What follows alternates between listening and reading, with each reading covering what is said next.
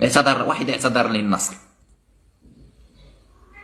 رسالة إلى الجماهير النصراوية: الفيديو الذي خرجت فيه أسب ناديكم وأنتقده لأني جربت شجعتكم موسمان أو 3 مواسم.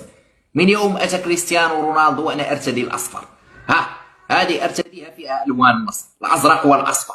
لو أنه نادي فالح يرفع بطولات نستمتع معه، أكملنا في تشجيعه. وهذه السنة والنصف أو سنتان من التشجيع جلبت لي